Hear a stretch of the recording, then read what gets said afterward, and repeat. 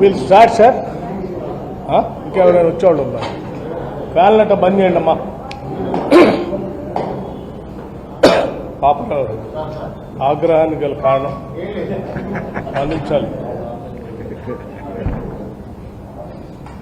వదిలేసేయండి చిన్నవాళ్ళు వదిలేసేయండి ఎందుకు వాళ్ళకి అర్థం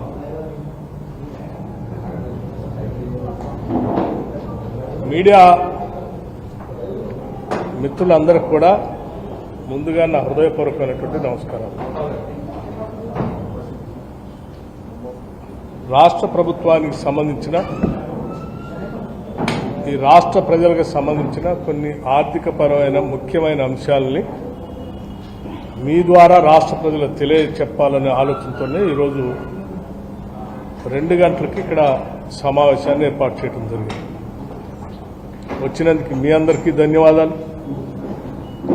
అట్లాగే మీ అందరికీ తెలిసిందే, నిన్న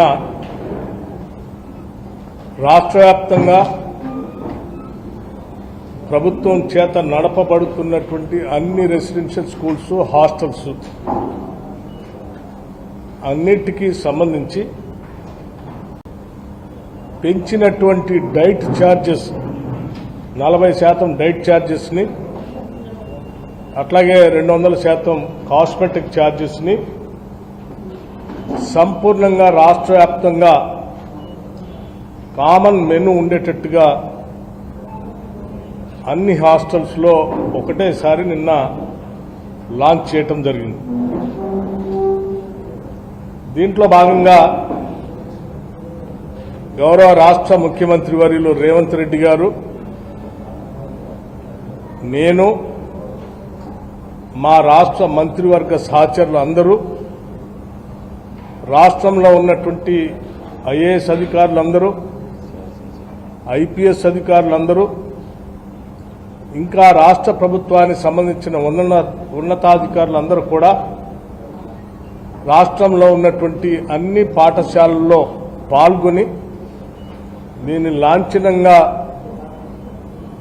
ప్రారంభించడమే కాకుండా పిల్లలు వారి పేరెంట్స్తో సహా కలిపి భోజనం చేసి క్వాలిటీతో కూడినటువంటి, న్యూట్రిషియస్తో కూడినటువంటి ఆహారాన్ని పిల్లలకు అందించే దానికోసం పెద్ద ఎత్తున కార్యక్రమం చేపట్టడం జరిగింది. ఇందులో పాల్గొన్నటువంటి వాళ్ళందరికీ రాష్ట్ర ప్రభుత్వం తరఫు నుంచి, ముఖ్యమంత్రి గారి తరఫు నుంచి అందరికీ హృదయపూర్వకమైనటువంటి ధన్యవాదాలు తెలియజేస్తా ఉన్నాం. అలాగే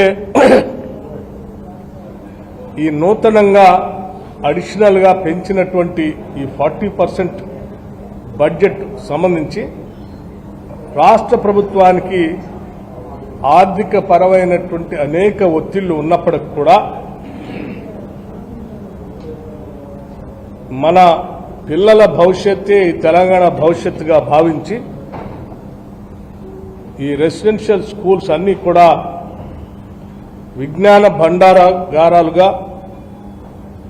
ప్రపంచంతో పోటీపడేటువంటి మానవ వనరులుగా తీర్చిదిద్దాలనే ఆలోచనతో అదనంగా 541 కోట్ల భారం సంవత్సరానికి ప్రభుత్వంపై పడుతున్నప్పటికి కూడా దీన్ని అమలు చేయడానికే రాష్ట్ర మంత్రి మండలి నిర్ణయం తీసుకొని ముందుకు పోయింది అని ఈ సందర్భంగా మీ అందరికీ మనం చేస్తాం. అలాగే సరే, నేను ఈ మధ్యకాలంలో టీఆర్ఎస్ పార్టీకి సంబంధించిన నాయకత్వం, అంటే బీఆర్ఎస్ పార్టీకి సంబంధించిన నాయకత్వం అక్కడక్కడ రాష్ట్ర ప్రభుత్వ ఆర్థిక అప్పులకు సంబంధించి తప్పుడు సమాచారం ఇస్తూ రాష్ట్ర ప్రజలను తప్పుగా పట్టించడం కోసం ప్రయత్నం చేస్తూ ఉన్నాం. మా హయాంలో మేము చేసిన అప్పులు 3 లక్షలే అని, లేకపోతే 3.5 లక్షలే అని రాష్ట్ర ప్రభుత్వం ఇచ్చినటువంటి శ్వేతపత్రంలో ఉన్న అప్పులు లెక్కలు అన్ని తప్పు అని ప్రయత్నం, ప్రజల్ని తప్పుదోవ పట్టించడం కోసం ప్రయత్నం చేస్తున్నారు. ఇది వాస్తవం కాదు. ఈ వాస్తవాన్ని ప్రజలకు తెలియజెప్పాలనే ఆలోచనతోనే ఈరోజు మీ ముందు ఇక్కడి నుంచి రాష్ట్ర ప్రజలకు తెలియజేస్తాం. నేను సంపూర్ణంగా లెక్కలతో సహా దేనికి ఎంత అప్పు తెచ్చింది వీళ్ళు, ఎంత అప్పు మొత్తం అయిందనేది నేను అంకెలతో సహా మీ ముందు ఉంచుతా ఉన్నాను. ఎఫ్ఆర్బిఎం లోన్స్ అంటే నేరుగా రాష్ట్ర ప్రభుత్వం తీసుకున్న అప్పులు ఉదాహరణకి 2014లో కేవలం 72,658 కోట్లు మాత్రమే ఉంటే 2024 అంటే 31/3/2024 కల్లా 3,89,673 కోట్లు నేరుగా కమర్షియల్ బ్యాంక్స్ నుంచి ప్రభుత్వమే నేరుగా తీసుకున్నట్టుంటాం. ప్రభుత్వంతో పాటు ప్రభుత్వంలో కొన్ని కార్పొరేట్లు పెట్టి, అంటే ప్రభుత్వ రంగ సంస్థల్లాగా సృష్టించి వాటి ద్వారా కూడా అప్పులు తీసుకున్నారు. వాటికి కూడా ప్రభుత్వమే గ్యారంటీ ఇచ్చి తీసుకుంటుంది. వాటిలో ఉదాహరణకి కాళేశ్వరం కార్పొరేషన్, లేకపోతే ఇంకొక కార్పొరేషన్, సివిల్ సప్లైస్ కార్పొరేషన్, లేకపోతే పాలమూరు రంగారెడ్డి కార్పొరేషన్, ఇట్లా అంటే మిషన్ భగీరథ కార్పొరేషన్, ఇవి కూడా రాష్ట్ర ప్రభుత్వం తీసుకునే అప్పులే, ప్రభుత్వమే కట్టారు. ఇప్పుడు మనమే కడుతున్నాం, ప్రభుత్వమే కడుతుంది కూడా. ఆ విధంగా గవర్నమెంట్ గ్యారంటీస్ లోన్స్ ఎస్పీవి అంటే స్పెషల్ పర్పస్ వెహికల్స్ పెట్టి తీసుకున్నటువంటి కార్పొరేషన్ పెట్టి తీసుకున్న అప్పులు కేవలం 5,893 కోట్లు 2014 రాష్ట్ర విభజన జరిగేటప్పటికి ఉంటే అవి 95,462 కోట్లు తీసుకొచ్చాం. అట్లాగే మిగతా కార్పొరేషన్స్ అంటే నాన్ గ్యారంటీ, ప్రభుత్వం గ్యారంటీ ఇవ్వకుండా కొన్ని కార్పొరేషన్స్తో అప్పులు తీసుకుని వచ్చాం. అది 2014 కల్లా జీరో ఉంది, అసలు ఏ రూపాయి లేదు వాటి ద్వారా కూడా మళ్ళీ 59,414 కోట్లు తీసుకొచ్చారు. వీటితో పాటు వీళ్ళు ఇరిగేషన్లో, ఆర్ఎండ్బిలో, పంచాయతీరాజ్లో, గ్రామ పంచాయతీల్లో, హాస్పిటల్స్లో మిడ్ డే మీల్స్, లేకపోతే ఉద్యోగస్తులకు ఇవ్వాల్సిన పిఎఫ్లు జీతాలు ఇవ్వకుండా, వాళ్ళు దాచుకున్న డబ్బులు కూడా ఇవ్వకుండా వాటన్నిటినీ అప్పుగా పెట్టిపోయారు. అవి కూడా రాష్ట్ర ప్రభుత్వం కట్టాల్సింది అప్పు. ఆ అప్పు ఒక 40,000 కోట్లు పెట్టిపోయారు. అంటే మనకి యాజ్ అండ్ 2014కి ఏం లేవు అసలు. దాన్ని ఒక 40,000 కోట్లకి 40,154 కోట్లకి పెట్టిల్లారు. సో ఈ మొత్తం కలిపి 7,11,911 కోట్లు ఉన్నాయి. ఇది రాష్ట్ర ప్రభుత్వం ఆయా బ్యాంకులకి, కార్పొరేషన్లకి, లేకపోతే ఉద్యోగస్తులకి, కాంట్రాక్టులకి కట్టాల్సిన అప్పులు. ఇవి లెక్కలతో సహా రేపొద్దున శాసనసభలో కూడా వాళ్ళని చర్చ పెడితే ఆ చర్చలో చూపించడానికి కూడా సిద్ధంగా ఉన్నాను. దానికంటే ముందు ఈ రాష్ట్ర ప్రజలకి గత కొన్ని రోజులుగా హరీష్ రావు గారు, ఇవాళ ఇంకా ఒకళ్ళిద్దరు కూడా మాట్లాడారు. మరి ఇంత పచ్చి అబద్దాలు ఉన్నవా? ఇవన్నీ దాస్తే దాగాయి కాదు, ప్రభుత్వ రికార్డులో ఉండే, బ్యాంకుల దగ్గర ఉండే లెక్కలే ఇవన్నీ. సో ఇది ఒక వాస్తవ పరిస్థితి. లేకపోతే మీరు అప్పులు విపరీతంగా చేస్తా ఉన్నారు, మీరు కూడా మేము చేశాం, మీరు కూడా చేశారని చెప్తా ఉన్నారు. మేము చేశాం, మీరు చేశారంటున్నారు. మీరు చేసిందేమో మీరు తింటానికి, మేము చేసిందే మీరు తెచ్చిన అప్పులను ఆ అప్పు అసలు వడ్డీ కట్టడానికి అప్పు చేస్తున్నాం. ఉదాహరణకి మేము ఇప్పటికల్లా 54,118 54,118 118 కోట్లు అప్పు చేశాం ఎఫ్ఆర్బిఎం లిమిట్ ప్రకారం. కానీ తిరిగి కట్టింది, అప్పు కట్టింది, ఇవన్నీ కూడా చేసింది దేనికంటే ఈ 10 నెలల్లో 11 నెలల్లో 66,772 కోట్లు అప్పు వడ్డీ కలిపి కట్టాం. అంటే తీసుకున్న అప్పే సరిపోక ఇంకా రాష్ట్ర ప్రభుత్వం నుంచి ఆదాయాన్ని కూడా కలిపి మీరు తెచ్చిన అప్పు మీరు తినడానికి మేము కట్టింది 66,722 కోట్ల రూపాయలు. ఒకసారి ఆలోచన చేయండి. 66,722 కోట్ల రూపాయలు ఇప్పటికల్లా మేము ఈ బ్యాంకులకి మిగతా వాటికి హార్డ్ క్యాష్ ని కట్టింది. 2014 రాష్ట్ర విభజన జరిగే నాటికి సంవత్సరానికి రాష్ట్ర ప్రభుత్వం బ్యాంకులు కట్టే అప్పు కానీ లేకపోతే వడ్డీ కానీ అసలు కానీ కలిపితే 6,400 కోట్ల రూపాయలు ఉండేది. సంవత్సరం మొత్తానికి 6,400 కోట్ల రూపాయలు మాత్రమే ఉండేది. అటువంటిది 10 సంవత్సరాల్లో 6,400 కోట్ల నుంచి 66,772 కోట్లకి అసలు వడ్డీ కట్టాల్సిన దుస్థితి తీసుకొచ్చారు.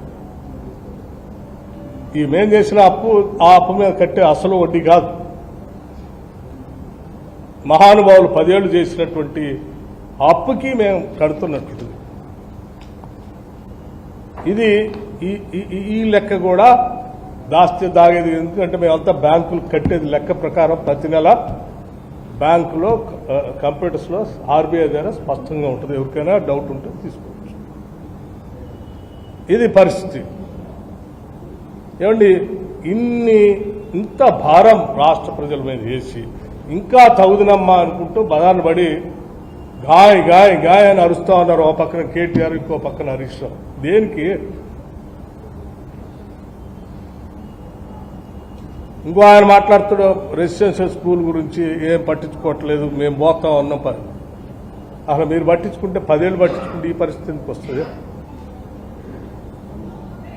10 ఏళ్ళు పెరిగిన ధరలకు అనుగుణంగా మీరు రేట్లు పెంచలేదు కాబట్టే వాళ్ళ పెట్టే భోజనానికి కాంట్రాక్టులు సప్లై చేసేదానికి డబ్బులు సరిపోగా ముక్కిదో మూసిపోయిందో దేనిపై వాళ్ళు సప్లై చేస్తే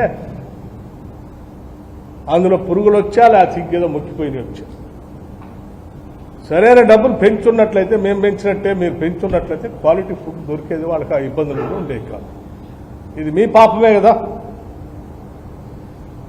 మళ్ళీ ఇంకో ఆయన పోతాడు ఆ రెసిడెన్షియల్ స్కూల్లో ఏది టాయిలెట్ సరిగా లేదు, నీళ్లు సరిగా లేదు.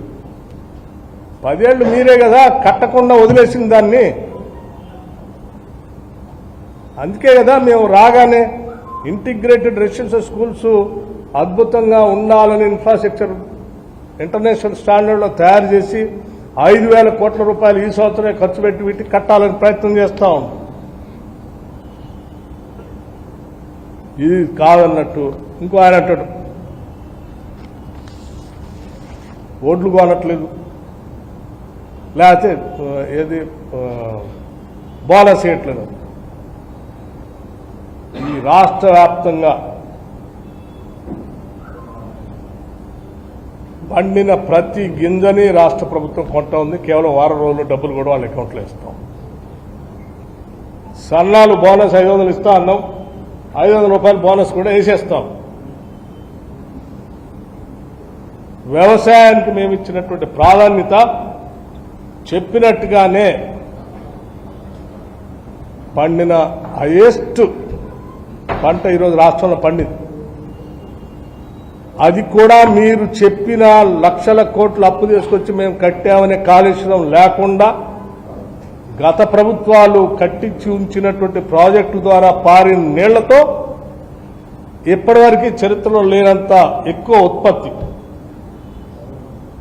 ఆ ఉత్పత్తికి సంబంధించిన వరి ధాన్యాన్ని ప్రతి గింజని రాష్ట్ర ప్రభుత్వం కొంటాం. సన్నాలకి 500 వెంటనే వేస్తాను వారం రోజుల్లోనే. ఒక్కొక్క రైతు కొన్ని చోట్ల 25 క్వింటాలు వస్తున్నాయి, కొన్ని చోట్ల కొద్దిమంది బాగా పండిస్తే 30 క్వింటాలు కూడా వస్తూ ఉంది, బాగా లేకపోతే 20 క్వింటాలు. 500 లెక్క ఒక్కొక్క రైతుకి 10,000 నుంచి ఎకరానికి 15,000 దాకా. ఒక రైతుకి 10,000, 12,000, 15,000 ఓన్లీ బోనస్ మీద పడుతున్నాయి. మేము ఇచ్చేటువంటి మిగతా కాకుండా, సపోర్ట్ ప్రైస్ కాకుండా. అట్లాగే రైతుల్ని ఏం రైతులకి మేము చేసినంతగా మీలాగా ₹1,00,000 రుణమాఫీ చేస్తా అన్నారు. మొదటి 14 నుంచి 18 వరకు 4 ఇన్స్టాల్మెంట్లు ఇచ్చి అసలు అట్లా నుంచి వడ్డీకే సరిపోయింది. రెండోసారి అయితే అసలు పూర్తిగా చేయలే. మీరు లాస్ట్లో చివరికి ఏదో తూతు మంత్రం చేసి అది వదిలేశాం. కానీ మేము కేవలం సంవత్సర కాలంలోనే పూర్తి కాకముందే 21,000 కోట్ల రూపాయలు 2 లక్షల వరకు రుణమాఫీ చేస్తామని చెప్పినట్టుగా చేశాం. Not 1 rupee 2 rupees, 21,000 crores.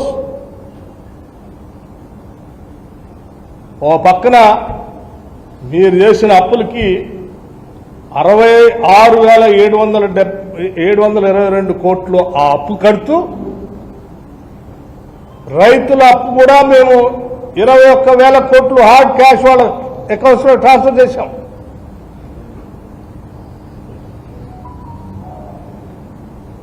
Record టైంలో బహుశా భారతదేశ చరిత్రలో ఏ రాష్ట్రం కూడా ఒక సంవత్సర కాలంలో ఇన్ని వేల కోట్లు, 21,000 కోట్లు ఒక సంవత్సర కాలంలో 2 లక్షల రుణమాఫీ పేరు మీద ట్రాన్స్ఫర్ చేసింది ఎక్కడా లేదు. First of it's kind Telangana రాష్ట్ర. ఇది దేశానికి మొత్తానికి ఇది ఒక పెద్ద ఆదర్శం. అట్లాగే రైతు భరోసా మేము రాగానే 7,625 కోట్ల రూపాయలు వేసాం. రైతు బీమా మీ హయాంలో పూర్తి బంద్ చేశారు. ఫార్మర్స్ అందరికీ ఇన్సూరెన్స్ కట్టేది పూర్తి బంద్ చేశారు. మేము రాగానే రైతు బీమా కట్టాము. అప్పుడు 1,514 కోట్ల రూపాయలు, 1,514 కోట్ల రూపాయలు రైతులు కట్టాల్సిన ఇన్సూరెన్స్ ప్రీమియంని గవర్నమెంట్ కట్టింది. మీరు 10 ఏళ్ళు కట్టలే. అట్లాగే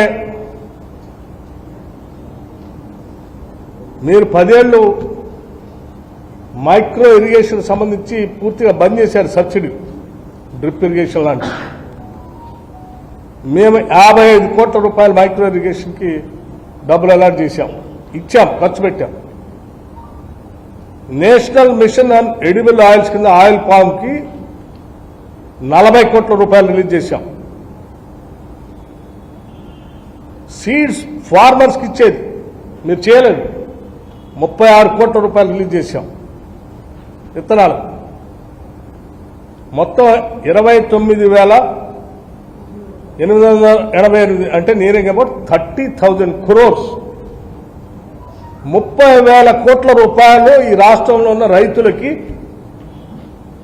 ఏది నేను చెప్పే బోనస్ కింద ఇచ్చిన డబ్బులు అవి కాకుండా రైతుల కోసం మేము డిసెంబర్ నుంచి ఈనాటి వరకు నియరింగ్ అబౌట్ 30,000 కోట్ల రూపాయలు వారికి నేరుగా ఖర్చు పెట్టాం, ఇచ్చాం క్యాష్. అట్లాగే ఇది నేను వీటితో పాటు ఇంకా చేసింది కూడా వ్యవసాయ పంపు సెట్లకు సంబంధించి ప్రతి నెల రోజు మేము సబ్సిడీ అమౌంట్ కడతా ఉన్నాం. అగ్రికల్చర్ బోర్వెల్స్ సంబంధించి 28 లక్షల పంప్ సెట్లు ఉంటే వాటికి ఇప్పటి వరకు మేము కట్టింది 11,270 కోట్ల రూపాయలు. ఎలక్ట్రిసిటీ డిపార్ట్మెంట్కి డబ్బులు కడుతున్నాం నేరుగా. It is not just like that. మీలాగా మేము అప్పు పెట్టిపోలే, మేము కడుతున్నాం. 11,270 ప్రతి నెల డబ్బు చెల్లిస్తున్నాం. అట్లాగే ఈ వ్యవసాయానికి పనికొచ్చేటువంటి ప్రాజెక్టులు, ఇరిగేషన్ ప్రాజెక్టులు కంప్లీట్ చేయడం కోసం మీరు పెండింగ్ పెట్టిపోతే బిల్లులు ఇరిగేషన్ సంబంధించి 9,795 కోట్ల రూపాయలు, 9,795 కోట్ల రూపాయలు ఇప్పటికి బిల్లు చెల్లించాము ఇరిగేషన్ సంబంధించి వ్యవసాయం కోసం. ఇవి మొత్తంగా కలిపితే ఇవి ఒక 21,065 కోట్ల రూపాయలు. అవి ఇవి కలిపితే 50,953 కోట్ల రూపాయలు కేవలం వ్యవసాయానికి, రైతుల కోసం నేరుగా హార్డ్ క్యాష్. వాళ్ళు శాంక్షన్ చేసి వచ్చే సంవత్సరం ఆ సంవత్సరం రిలీజ్ చేయటం కాదు, నేరుగా క్యాష్ రిలీజ్ చేసి రైతుల కోసం చేసి. బట్ మీరేం చేయలేదు. ఇవే కాదు, పంట నష్టపరిహారం ఎకరానికి 10,000 లెక్క చెల్లించినాం. మీరు 10 ఏళ్లలో పంట ఎక్కడ నష్టపోయినా పట్టించుకోవాలి. మేము దాన్ని కూడా అంచనా వేసి ఎకరానికి 10,000 లెక్క ఇచ్చాం. మళ్ళీ పంటకి ఇన్సూరెన్స్ చేపించడం కోసం దానికి సంబంధించిన ఫైల్ కూడా తయారు చేస్తున్నాం. రైతు వేసిన పంటకు ఇన్సూరెన్స్ కట్టడానికి కూడా రైతు కాకుండా ప్రభుత్వమే కట్టేది. This is what the commitment of this government. ఈ రాష్ట్రంలో ఉన్న రైతుల పట్ల, వ్యవసాయం పట్ల ఈ రాష్ట్ర ప్రభుత్వానికి ఉన్నటువంటి నిబద్ధత, ఆ నిబద్ధత ఉన్నది కాబట్టే మీరు ఇన్ని కోట్ల రూపాయల ఆర్థిక భారం మా మీద వేసిపోయినప్పటికి కూడా మేము ఎక్కడ వెనకడుగు వేయకుండా అక్కడ ఇక్కడ ఎక్కడో పోగేసి మేము రైతుల కోసం చేస్తా ఉన్నాం, కడతాం. అట్లాగే ఇవి చేస్తూ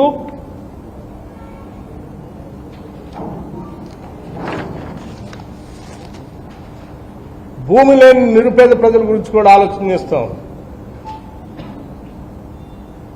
ల్యాండ్లెస్ పూర్, వాళ్ళకు కూడా ల్యాండ్లెస్ పూర్కి కుటుంబానికి 12,000 రూపాయలు ఇస్తామని చెప్పాం సంవత్సరానికి. ఎందుకంటే మనం అసలు భూమి లేని వాళ్ళకు కూడా చేయాలి.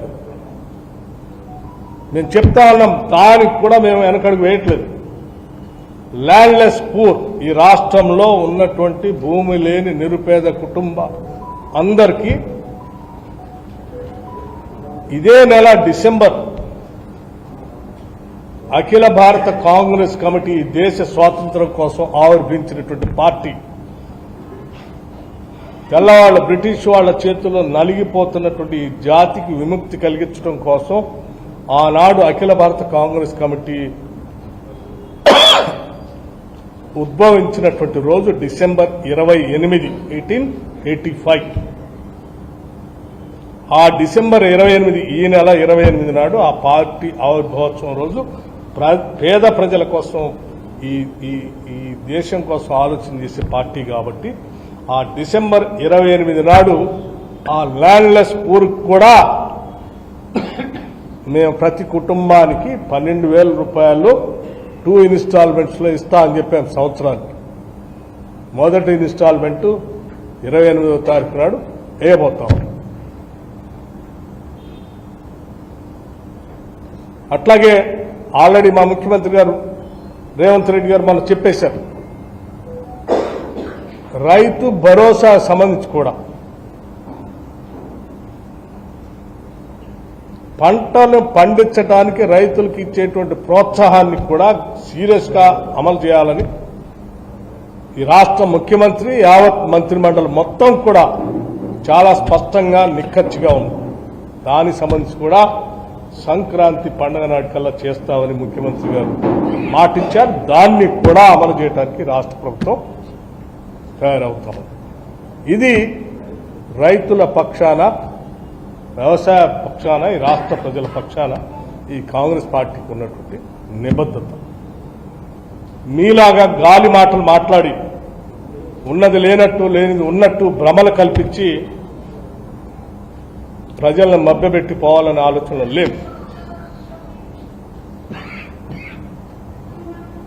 దయచేసి ఇలా తప్పుడు వార్తలతో సోషల్ మీడియాలో ముఖ్యమంత్రి పైన, ఈ ప్రభుత్వం పైన తప్పుడు కథనాలు రాస్తూ ప్రచారం చేస్తూ బతికేద్దాం అనుకుంటే ప్రజలు ఎవరు నమ్మరు. ఎందుకంటే నేరుగా వారి అకౌంట్కి డబ్బులు పోతే వాళ్ళకి తెలుసు. మీరు వేయట్లేదంటే వాళ్ళ ఇంట్లో వస్తున్నాయో లేదో వాళ్ళకి తెలుసు.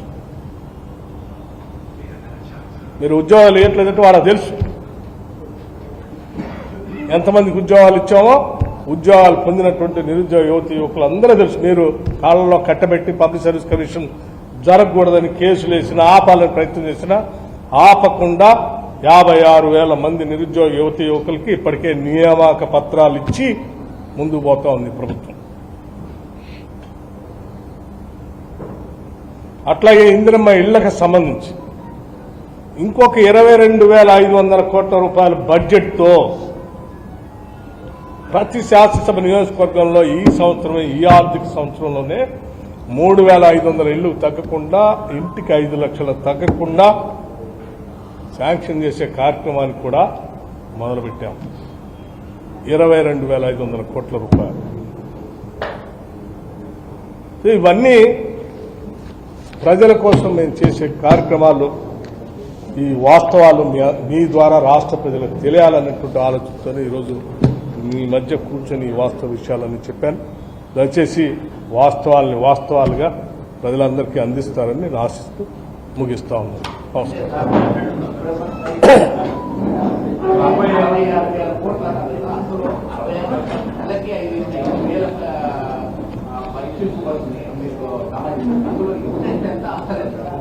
ఇంట్రెస్ట్ అసలు కలిపి నేను చెప్తాను, మొత్తం నేను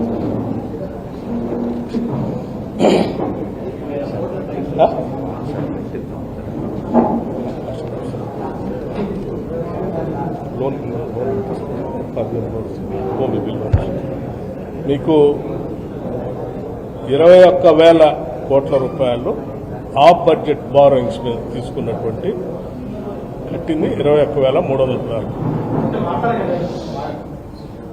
ప్రిన్సిపల్ అమౌంట్ ఇప్పటివరకు కట్టింది 17,091 కోట్లు. FRVM లోన్స్ మీద ఇంట్రెస్ట్ కట్టింది 28,314 కోట్లు. బారోడ్ అమౌంట్ మీకు చెప్పాను, అంటే లోన్స్ మీద కట్టినటువంటి ఇంట్రెస్ట్ 28,314 కోట్లు, ప్రిన్సిపల్ అమౌంట్ 17,091 కోట్లు, ఆఫ్ బడ్జెట్ బారోయింగ్స్ మీద కట్టింది 21,316 కోట్లు, మొత్తం కలిపితే 66,722 కోట్లు. Okay brother, thank you. ఏడాది 53 మంది విద్యార్థులు చనిపోయారు. సంక్షేమ పాట పట్టిన మంత్రులు మీటింగ్ పర్యటనలాగా ఉందని బీఆర్ఎస్ నేతలు విమర్శిస్తున్నారు. మిత్రమా, నేను ఎప్పటి వరకు చెప్పిన సమాచారం అంతా మీరు చెప్తున్నాను కదా. గాలికి బతుకుదాం అనుకున్నట్టు, ఉన్నది లేనట్టు, లేనిది ఉన్నట్టు భ్రమలు కల్పించి ఆ సోషల్ మీడియా యూనివర్సిటీలో బతుకుదాం అనుకున్నటువంటి నాయకులు చెప్పేటువంటి మాటలు అవన్నీ. అందుకోసమే నిన్న రాష్ట్రం అంతా ఒక్కటేసారి, నాట్ ఓన్లీ విద్యార్థులు, ఈవెన్ తల్లిదండ్రులు కూడా, పేరెంట్స్, మీడియాతో సహా అన్ని స్కూల్స్లో జరిగిన వాస్తవాలు మీరు అంతా చూసి ఉంటారు. అది చూడటం కోసమే ఇటువంటి తప్పుడు మాట్లాడేటువంటి వాళ్ళ వాస్తవ స్వరూపం బయటికి రావాలని మేము ఆ కార్యక్రమం పెట్టి మీ అందరికి చూపించాం. Thank you.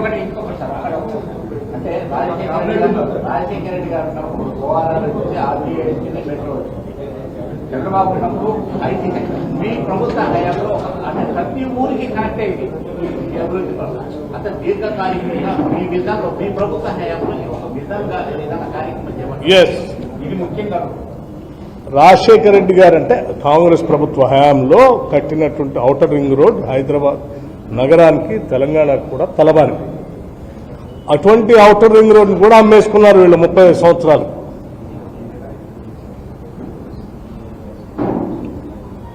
సరే, మేము కూడా అంతకంటే సీరియస్, ఎందుకంటే మా పార్టీ ఆలోచన విధానమే ఎప్పుడు కూడా దీర్ఘకాలమైనటువంటి ప్రయోజనాలు ప్రజలకు ఉపయోగపడేట్టుగా చేయాలనేదే మా లక్ష్యం. అందుకే ఔటర్ రింగ్ రోడ్ వచ్చినా, ఇంటర్నేషనల్ ఎయిర్పోర్ట్ వచ్చినా, BHEL వచ్చినా, ECIL వచ్చినా, లేకపోతే ఇతర ప్రభుత్వ రంగ సంస్థలు వచ్చినా, హౌసింగ్ బోర్డు వచ్చినా, నాగార్జునసాగర్ కట్టినా, శ్రీశైలం కట్టినా, SRSP కట్టినా, లేకపోతే దేవాదులు కట్టినా, కలకుర్తి ఎత్తిపోతలు కట్టినా, లేకపోతే ఇంకేంటి భీమా కట్టినా, నెట్టెంపాటు కట్టినా, కోయల్ సాగర్ కట్టినా, కడెం కట్టినా, శ్రీపాద ఎల్లంపల్లి కట్టినా ఇవన్నీ కూడా దీర్ఘకాలికంగా రాష్ట్ర ప్రయోజనాలు భవిష్యత్ తరాలకు అందించాలనే ఆలోచనతోనే ముందు. ఇప్పుడు కూడా మేము అదే స్ఫూర్తితో ఈ రాష్ట్రం మొత్తాన్ని కలుపుతూ రీజనల్ రింగ్ రోడ్ త్రిపుల్లా అన్ని జిల్లాలని కలుపుతూ ఒక ప్రాజెక్ట్ని తీసుకొని ముందుకు పోతా ఉన్నాం. ఈ ట్రిపుల్ ఆర్కి రేడియల్ రోడ్స్ కూడా ఉన్న ఔటర్ రింగ్ రోడ్ కనెక్ట్ చేస్తూ కడతా ఉన్నాం.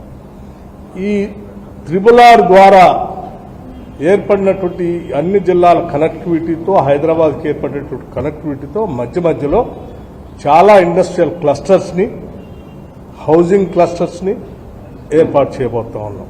ఇది శాశ్వత ప్రాతిపాదికన భవిష్యత్ తరాలకి ఉపయోగపడేటువంటి కార్యక్రమం. అట్లాగే ఇప్పటివరకు లేనటువంటి ఒక స్కిల్ యూనివర్సిటీని ఏర్పాటు చేస్తాం. అట్లాగే ప్రపంచంతో పోటీపడి స్పోర్ట్స్లో మనం ముందు ఉండాలనేటువంటి ఆలోచనతో ఇంటర్నేషనల్ స్టాండర్డ్లో స్పోర్ట్స్ యూనివర్సిటీ పెడతా ఉన్నాం. ఒక ఫ్యూచర్ సిటీని క్రియేట్ చేయబోతా ఉన్నాం హైదరాబాద్ తర్వాత. అట్లాగే తెలంగాణ రాష్ట్రంలో 4 చోట్ల ఎయిర్పోర్ట్లు ఏర్పాటు చేస్తే తద్వారా ప్రపంచవ్యాప్తంగా ఉన్నటువంటి పారిశ్రామికవేత్తలు వచ్చి ఎయిర్పోర్ట్ ఉన్నటువంటి పరిసర ప్రాంతాల్లో పరిశ్రమలు ఎస్టాబ్లిష్ చేసి ఆ ప్రాంత అభివృద్ధి కోసం కూడా ఉపయోగపడేట్టుగా చేయబోతున్నాం. దానికి సంబంధించిన ప్రణాళికని కేంద్ర ప్రభుత్వానికి మేము సమర్పించాము కూడా. కొత్తగూడెం, రామగుండం, ఆదిలాబాద్, వరంగల్ లాంటి ప్రాంతాలకు ఇప్పటికే సబ్మిట్ కూడా చేశాం. ఇంకా భవిష్యత్తులో కూడా మూసీ రిజర్వేషన్ అనే ప్రోగ్రాం తీసుకొని హైదరాబాద్ నగరానికి దాదాపు 55 నుంచి 56 కిలోమీటర్ల నగరంలో ప్రవహిస్తూ ఉంటుంది. దాన్నే హైదరాబాద్ నగరానికి పాజిటివ్గా మలుచుకొని ఒక రిజర్వేషన్ కార్యక్రమం తీసుకొని అక్కడ ఇంటర్నేషనల్ స్టాండర్డ్లో డెవలప్మెంట్ చేయాలని అనుకుంటున్నాం. తద్వారా ఈ రాష్ట్రంలో చదువుకున్నటువంటి నిరుద్యోగ యువకులందరికీ ఉద్యోగ అవకాశాలు వచ్చేటట్టుగా ఏర్పాటు చేస్తాం. These are the many other things are there. Thank you. అమ్మా యూనివర్సిటీ ఖమ్మం యూనివర్సిటీ అంటే యూనివర్సిటీలో మన జిల్లాకి అది వస్తారన్న ఒక యూనివర్సిటీ